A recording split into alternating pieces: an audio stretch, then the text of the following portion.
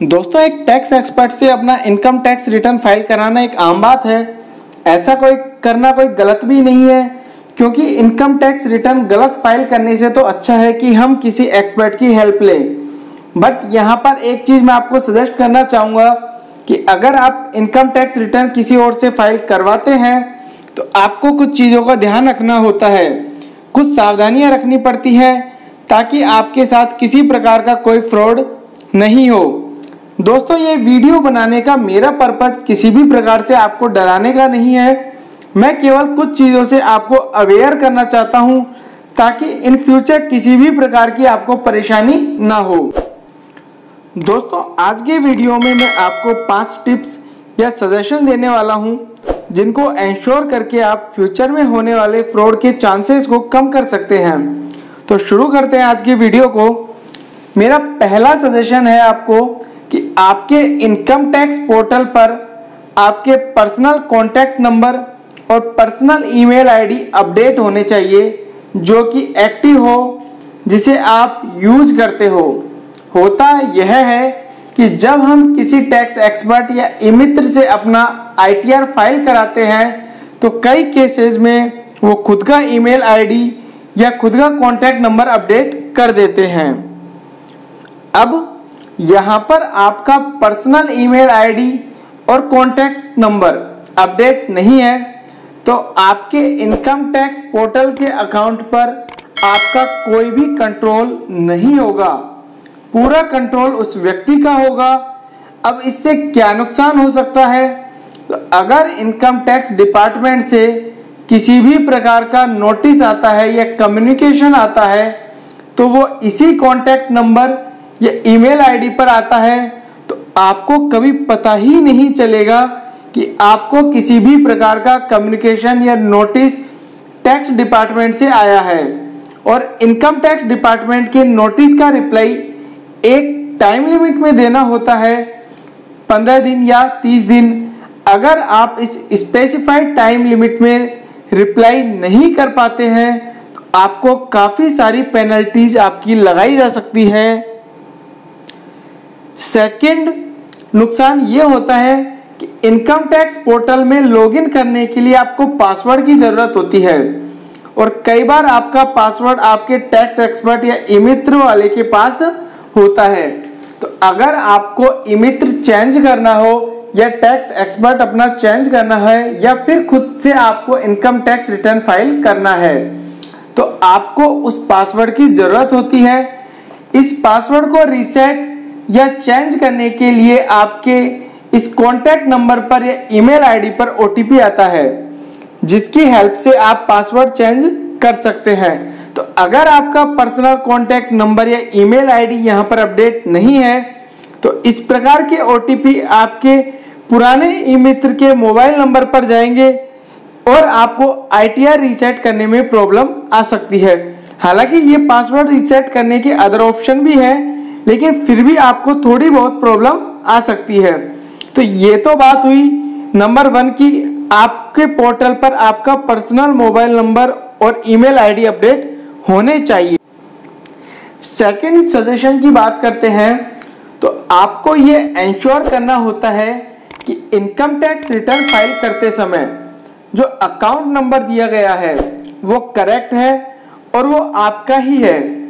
कई बार आपके साथ फ्रॉड हो सकता है कि इनकम टैक्स रिटर्न फाइल करते समय रिफंड के केसेस में वहां पर आपका अकाउंट डिटेल डालने की बजाय ई मित्र वाले खुद का पर्सनल अकाउंट डिटेल्स डाल देते हैं और उस केसेस में रिफंड उस व्यक्ति के अकाउंट में आ जाता है।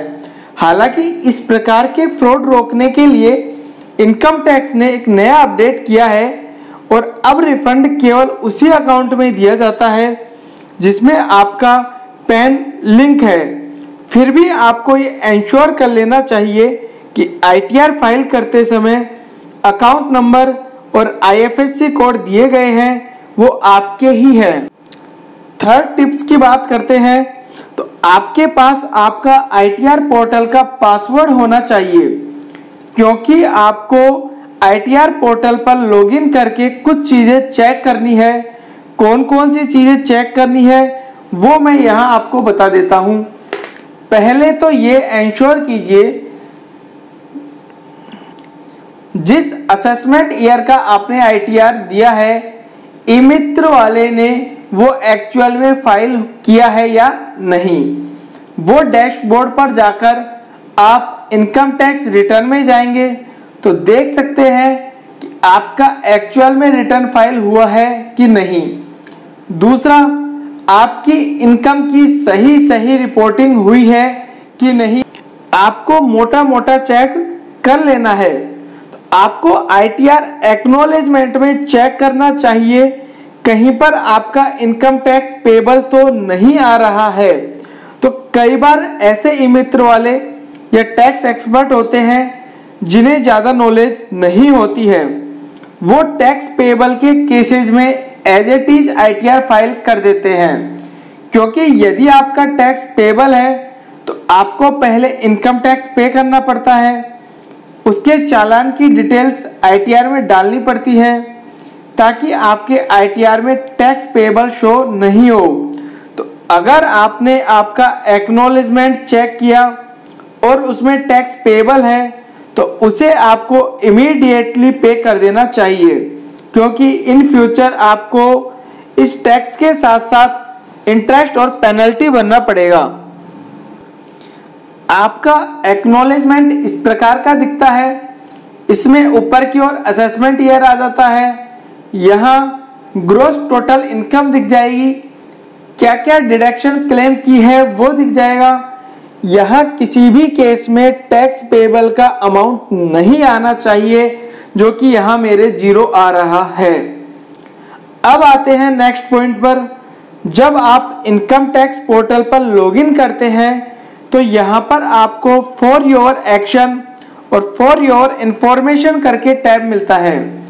तो आपको ये 2 ऑप्शन जरूर चेक करने चाहिए, क्योंकि यदि आपसे इनकम टैक्स रिटर्न फाइलिंग में किसी भी प्रकार की गलती हुई है तो वो चीजें यहाँ पर डिस्क्लोज की जाती है और यहाँ से आपको पता चल सकता है कि आपके या ई-मित्र से ये गलती हुई है और आप उसे करेक्ट कर सकते हैं। जब आप अपना इनकम टैक्स रिटर्न पहली बार किसी ई-मित्र या टैक्स एक्सपर्ट से करा रहे हैं और उस व्यक्ति के बारे में आप ज़्यादा नहीं जानते हैं, तो उन केसेस में आपको कुछ चीज़ों का ध्यान रखना होता है। ऐसे केस में पहला सजेशन है, आपको ऐसे व्यक्ति को अपने पैन कार्ड की और आधार कार्ड की फोटो खींचकर नहीं भेजनी चाहिए। आप उनसे पैन नंबर और आधार नंबर शेयर कर सकते हैं, बट आपको फोटो नहीं भेजना चाहिए ताकि वो कोई इन फ्यूचर फ्रॉड नहीं कर सके। सेकंड, ITR फाइल होने के तुरंत बाद आपको ये चेक कर लेना चाहिए कि रिलेवेंट असेसमेंट ईयर का ITR फाइल हुआ है, आपके इनकम की करेक्ट रिपोर्टिंग हुई है और टैक्स पेबल उसमें नहीं आ रहा है। थर्ड है, ऐसे व्यक्ति से अपना ITR फाइल करवाने के तुरंत बाद अपना ITR पोर्टल का पासवर्ड तुरंत चेंज कर लेना चाहिए। तो दोस्तों, आज के वीडियो में मैं आपको ये 5 सजेशन देना चाहता था ताकि इन फ्यूचर आपके साथ किसी प्रकार का फाइनेंशियल फ्रॉड न हो पाए। आई होप कि आपको ये वीडियो अच्छा लगा होगा और इससे आपको कुछ ना कुछ सीखने को मिला होगा। वीडियो अगर आपको पसंद आया हो तो वीडियो को लाइक जरूर कीजिएगा और इस प्रकार की वीडियो इन फ्यूचर देखने के लिए चैनल को सब्सक्राइब जरूर कीजिएगा। तो दोस्तों, आज की वीडियो में इतना ही। जल्द ही मुलाकात होगी एक और नए इंटरेस्टिंग और इंफॉर्मेटिव वीडियो के साथ। धन्यवाद। जय हिंद, जय भारत।